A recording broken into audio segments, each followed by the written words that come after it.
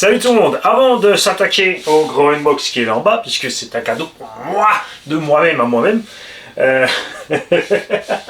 on va ranger un petit peu l'atelier. Comme tu peux constater, il y a des engins qui manquent. Alors on va ranger, ça va être vite vu parce que...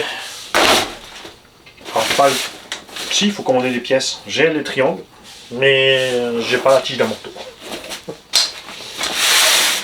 Comme tu peux le voir, le MTX a un petit souci. Je vais enlever la carreau parce que tu vois l'étendue des dégâts. Moins 1 degré, vent glacial. C'est vraiment le vent, hein. C'était même pas tellement la température.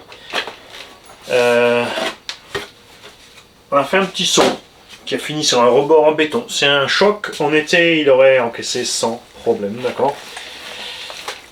Puisqu'on voulait le tester avec le moteur Surpass 40 de 82 780 kV, pignon de 15, je suis super bien avec, je suis à l'aise. On est revenu en 6S, je regrette pas, c'est sûr qu'en autonomie on n'aura pas ce qu'on avait en 8, et on n'a bien sûr pas non plus tout le punch qu'on avait en 8, surtout pas avec le Castle 1600, d'accord, ça c'est normal. Mais ça me va bien. J'ai passé les ressorts bleus à la place des oranges parce que je trouve que les oranges sont beaucoup trop durs. Et regarde ça maintenant. Le choc a même explosé le bac à batterie et sa fixation. Parce que le triangle a reculé, il a tapé dedans. Quand tu vois ce que ces bacs à batterie ils ont déjà pris dans la tronche en saut, un triple flip, atterrissage sur le toit, tout ce que tu veux, ils n'ont pas branché. C'est là que tu vois aussi que le plastique a vraiment souffert du froid. Hein? N'empêche qu'il était vaillant, il est resté en place. Ça c'est cool. Je dois donc commander le support. Alors ce que je vais faire, je vais voir, peut-être que j'ai encore des supports de l'ancien MT en 6S, parce que faut dire ce qui est, pour rouler les 3S1 machin, j'aime bien les paniers de l'ancien, plutôt que les gros blocs là, clipsables, parce que c'est encore une fois un peu plus léger, et du coup j'aime bien. Côté moteur, ben ça allait nickel, hein. On était bien, manquait peut-être un tout petit peu de gouache, alors il faudra que je vois pour le punch. C'est Vario Obi-Wan Max 8 que j'ai mis dessus. On va... Donc le punch par défaut est sur 3, on va le passer sûrement au maxi et peut-être mettre une dent. À 2 ça risque de faire beaucoup, mais une petite dent en plus, juste pour gagner un peu de vitesse de rotation en l'air pour faire les figures. Techno RC, même punition. Une toute petite pitchnette, la vidéo arrive, vous allez voir, je fais demi-tour, je tape juste, poc, la borne à incendie éclatée. Alors attention, le triangle avait déjà un petit crack, mais c'est là que tu vois vraiment que l'effet sur les plastiques est dévastateur.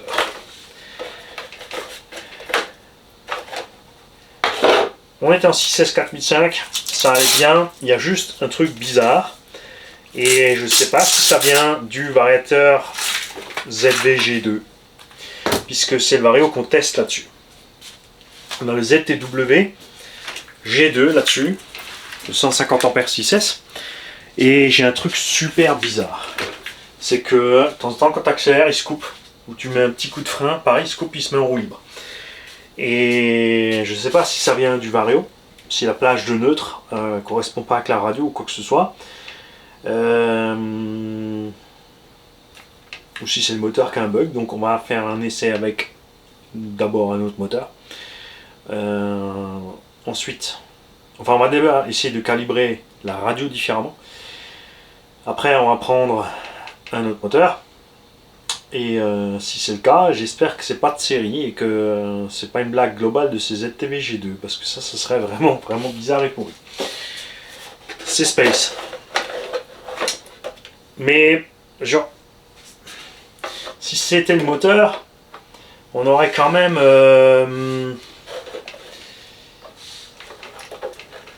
ça ne mettrait pas le véhicule en roue libre. J'ai toujours la direction, c'est juste qu'il se met complètement en roue libre. C'est comme s'il perdait la plage de signal de la gâchette. Donc toi, on va te mettre par là derrière. Bouge pas. Qu'est-ce qu'il y a comme voiture qui monte là-bas? Le DB7 est là, le DF7 est là. T'avais pas monté le MT ici? Bon, c'est pas grave, on va mettre le technologie. Hop.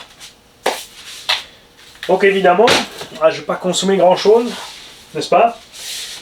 KDM, succès 110. Un triangle. Pareil. Alors lui, je suis allé un peu plus fort, on a envoyé du backflip. On fait le cochon, comme d'hab.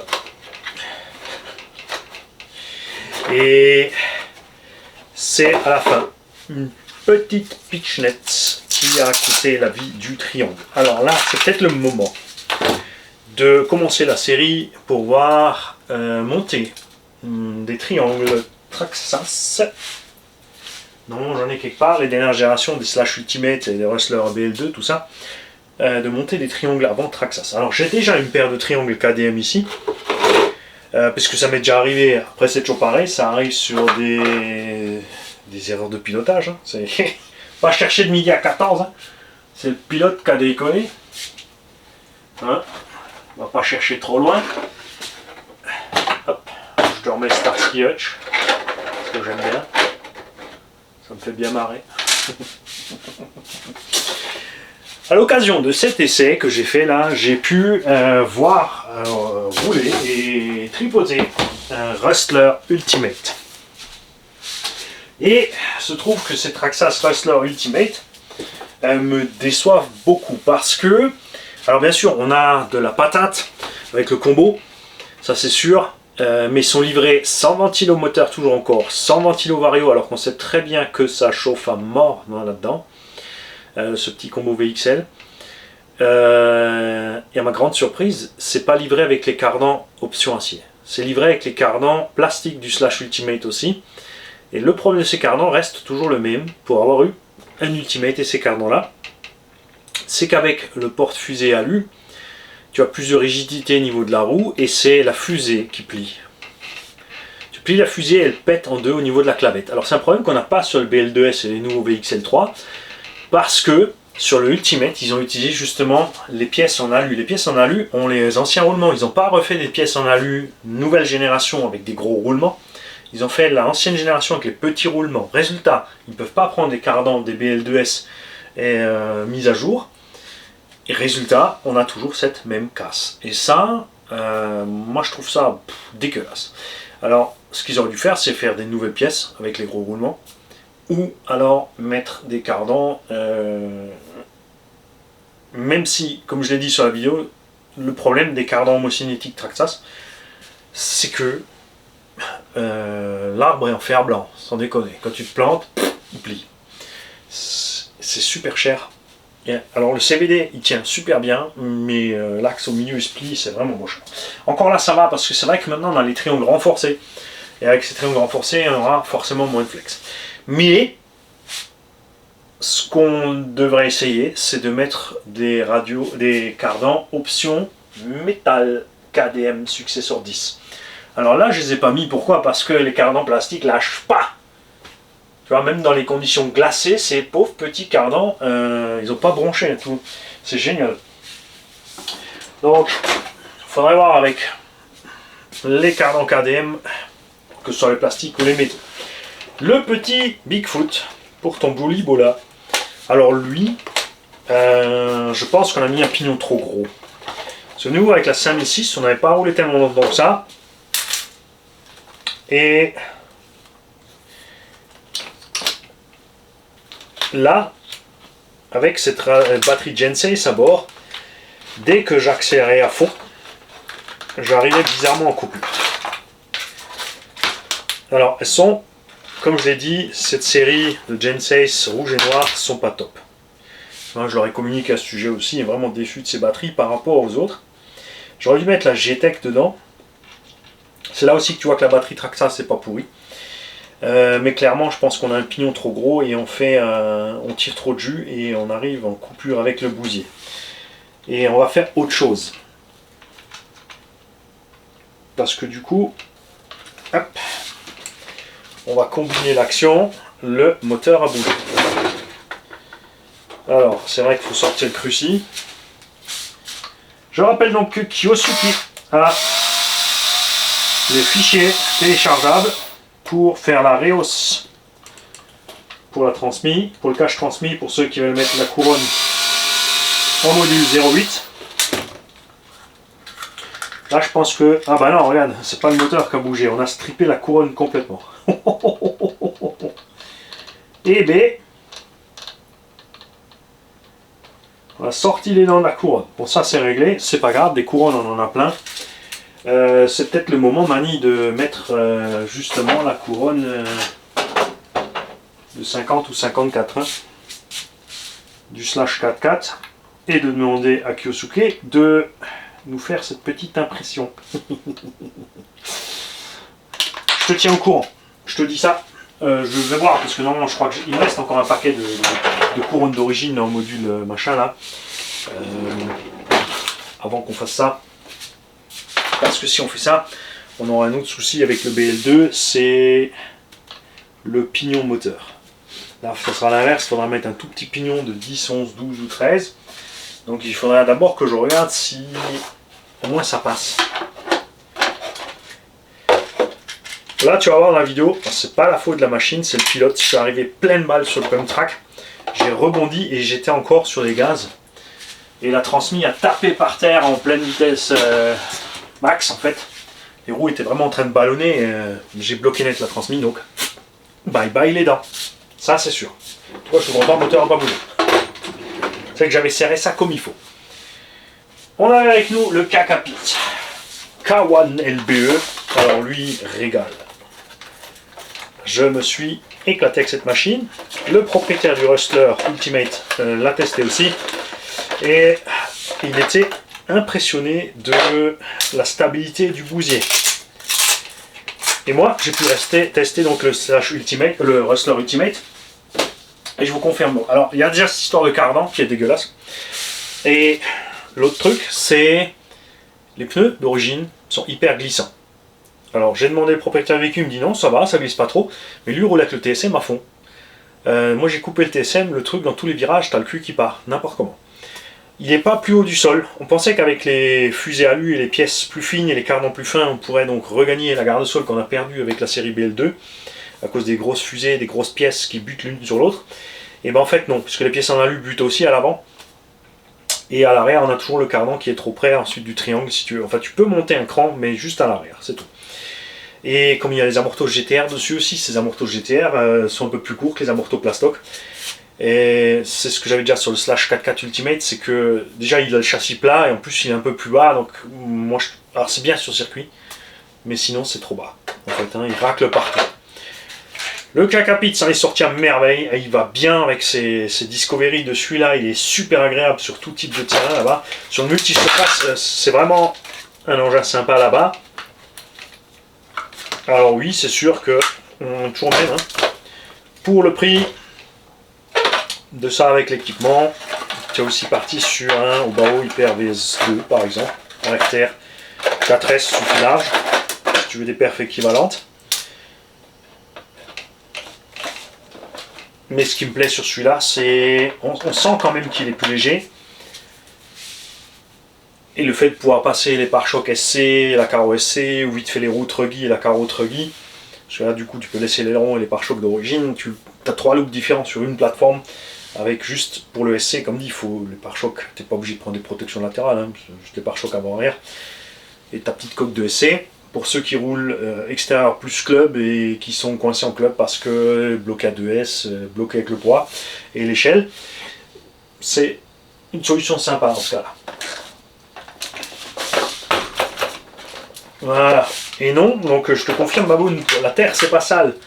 La terre c'est propre. Ce qui est sale, c'est le caca.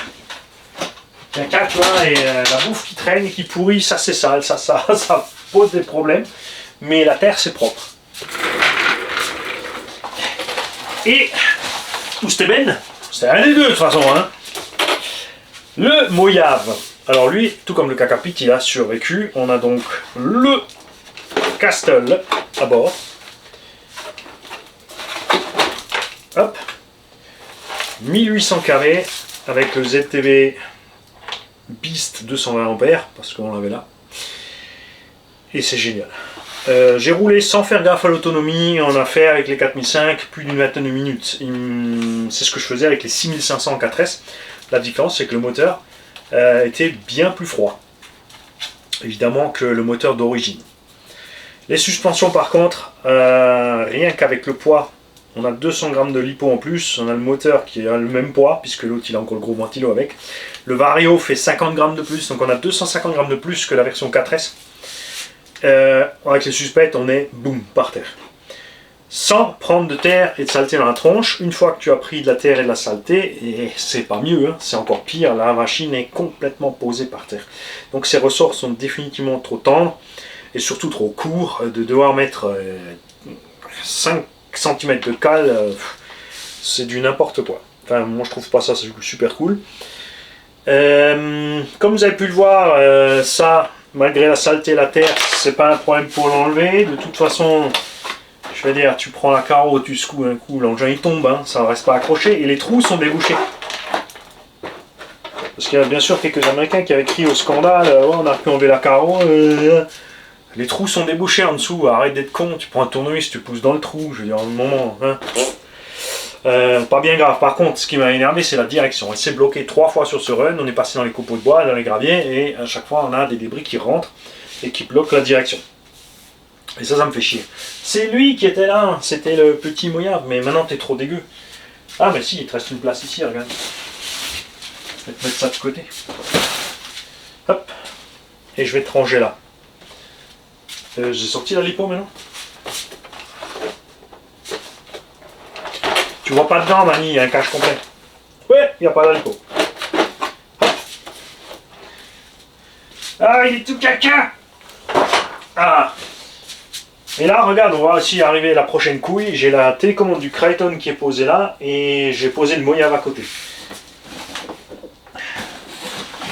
Je vais me faire avoir. Donc, je vais poser la télécommande du Mojave devant. J'avais les hélis avec. Le V450, pas de problème, a fait de super sessions de vol, tranquille. Et lui, quelque part, il y a un rotor de queue qui traîne, mais c'était pas avec moi sur le terrain.